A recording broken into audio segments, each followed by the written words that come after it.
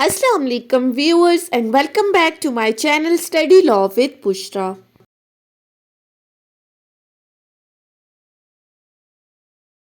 So in today's video we are going to discuss section 55 of Specific Relief Act 1877.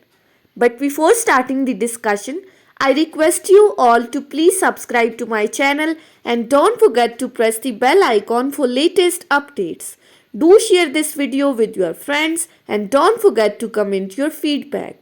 So let's move towards the discussion. So we were discussing the topic of injunctions और अभी तक हमने temporary injunctions और permanent injunctions को in detail discuss किया है। आज की इस वीडियो में हम सेक्शन 55 को डिस्कस करेंगे जो कि डील करता है टॉपिक ऑफ मैंडेटरी इंजंक्शंस। अब ये मैंडेटरी इंजंक्शंस कब ग्रांट की जाती हैं इसको समझने से पहले ज़रूरी है कि ये मैंडेटरी इंजंक्शन इटसेल्फ क्या है। नाम से ही जाहिर है मैंडेटरी कोई चीज़ जो कि लाजमी है, नेसेसरी है। अब अगर हम अपनी सिविल प्रैक्टिस के अंदर देखें तो इसको कहा जाता है हुक्म इम्तनाई ताकीदी। अब इस तरह की इंजंक्शंस में क्या होता है, कोर्ट की तरफ से एक ऑर्डर पास किया जाता है किसी बंदे को टू डू और नॉट टू डू समथिंग, कि वो किसी काम को करने के लिए या किसी काम से रोकने के लिए उस बंदे को ऑर्डर दिया जाता है। वैसे भी इंजंक्शंस हमने पढ़ी थी कि वो क्या है, टू डू और नॉट टू डू। अब मैंडेटरी इंजंक्शंस में भी कोर्ट ऑर्डर पास करती है किसी बंदे को कि कोई काम जो उसके करने का है वो नहीं कर रहा, उसको करने के लिए उसको बाउंड करती है, और कोई काम जो उसे नहीं करना चाहिए था और वो कर रहा है तो उससे रोकने के लिए ऑर्डर पास करती है। अब अगर मैंडेटरी इंजंक्शंस को हम सेक्शन वाइज देखें तो इसमें कहा गया है when to prevent the breach of an obligation. पहली बात, अब इसमें पहली बात में क्या कहा गया है, ऑब्लिगेशन का वर्ड यूज हुआ है। ऑब्लिगेशन क्या है, जिम्मेदारी, रिस्पॉन्सिबिलिटी, कि जब आपकी कोई रिस्पॉन्सिबिलिटी है और आप अपनी उस रिस्पॉन्सिबिलिटी जो कि लॉ की तरफ से आपको दी गई है, लीगल ऑब्लिगेशन है, और आप उस लीगल ऑब्लिगेशन को ब्रीच कर रहे हो, उसकी खिलाफ वर्जी कर रहे हो, आप उस ऑब्लिगेशन को परफॉर्म नहीं कर रहे, तो जहां पर किसी ऑब्लिगेशन के ब्रीच होने का खदशा हो तो उस ब्रीच को रोकने के लिए and further it is necessary to compel the performance of certain acts, और जहां पर जरूरी है कि कुछ एक्ट्स की परफॉर्मेंस के लिए किसी बंदे को कंपेल किया जाए, मीन्स टू से कि जो आपकी ऑब्लिगेशन है, जो आपकी जिम्मेदारी है कि आपने सर्टेन एक्ट्स परफॉर्म करने हैं, लेकिन आप उन एक्ट्स को परफॉर्म नहीं कर रहे, आप अपनी उस ऑब्लिगेशन की ब्रीच कर रहे हो, उसकी खिलाफ वर्जी कर रहे हो, तो ऐसी सूरत में उस ऑब्लिगेशन की ब्रीच को रोकने के लिए और आपको सर्टेन एक्ट्स की परफॉर्मेंस को कंपेल करने के लिए ज़रूरी है which the court is capable of enforcing. कौन से एक्ट्स जिनको कोर्ट कैपेबिलिटी इतनी है कोर्ट की कि वो उन एक्ट्स की इन्फोर्समेंट करवा सके, तो ऐसी सूरत में द कोर्ट में in its discretion grant an injunction to prevent the breach complaint of and to compel the performance of the requisite acts. तो ऐसी सूरत में कोर्ट क्या कर सकती है, वो इंजंक्शन ग्रांट कर सकती है उस बंदे के अगेंस्ट जो कि अपनी ऑब्लिगेशन की ब्रीच कर रहा है। अब किस से रिलेटेड वो इंजंक्शन ग्रांट करेगी कोर्ट, कि जो ऑब्लिगेशन की वो ब्रीच कर रहा है उस ब्रीच को रोका जाए, और सेकेंडली जिन एक्ट्स को परफॉर्म करना ज़रूरी है और वो परफॉर्म नहीं कर रहा तो उन एक्ट्स की परफॉर्मेंस के लिए उसे कंपेल किया जाए। सो ये सेक्शन क्या कहता है कि जहां पर किसी ऑब्लिगेशन की ब्रीच को रोकने के लिए और किसी एक्ट की परफॉर्मेंस के लिए किसी बंदे को कंपेल करना ज़रूरी है, तो ऐसी सूरत में कोर्ट अपनी डिस्क्रिशनरी पावर्स को यूज़ करते हुए उस बंदे के अगेंस्ट इंजंक्शन ऑर्डर पास कर सकती है कि वो उस एक्ट की खिलाफ वर्जी ना करे, और जो एक्ट उसके करने के हैं, जो ऑब्लिगेशन उसकी है, वो अपनी उस ऑब्लिगेशन को पूरा करे।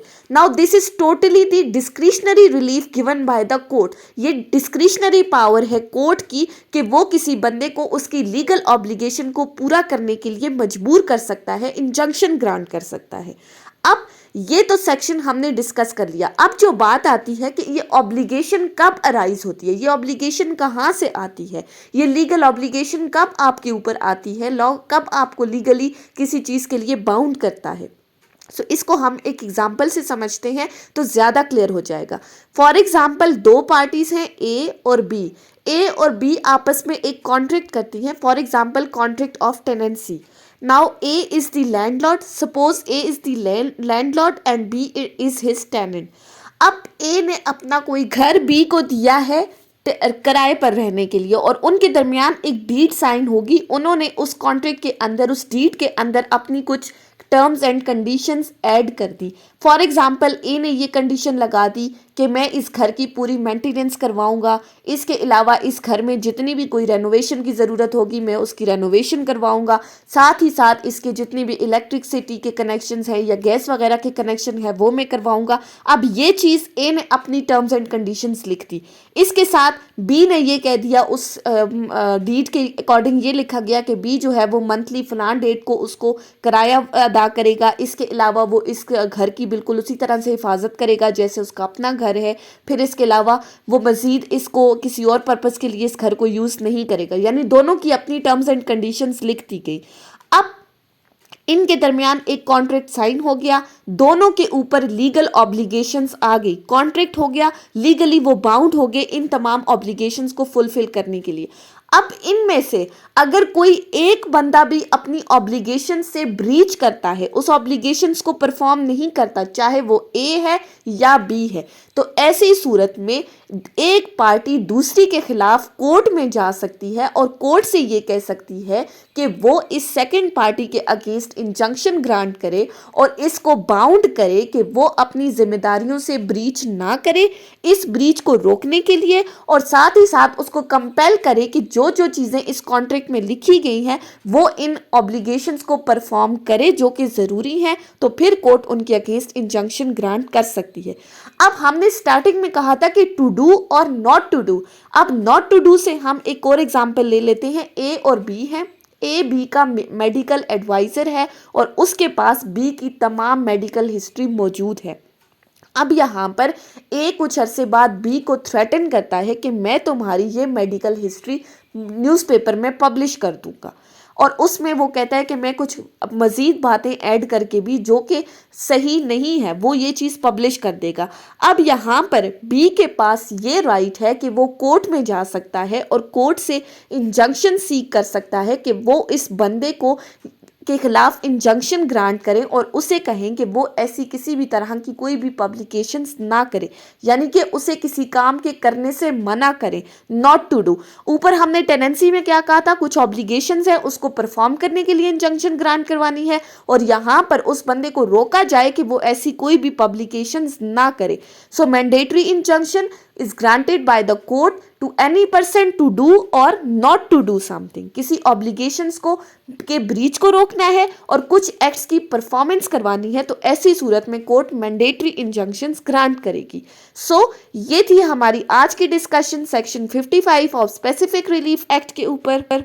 सो आई होप कि आपको ये लेक्चर समझ में आया होगा। अगर आपने इस वीडियो को अटेंटिवली सुना है तो अगर आपको ये वीडियो अच्छी लगी है तो इस वीडियो को लाइक करें, कमेंट करें और चैनल को ज़रूर सब्सक्राइब करें। Thank you so much for watching this video. Till then, अल्लाह हाफिज़।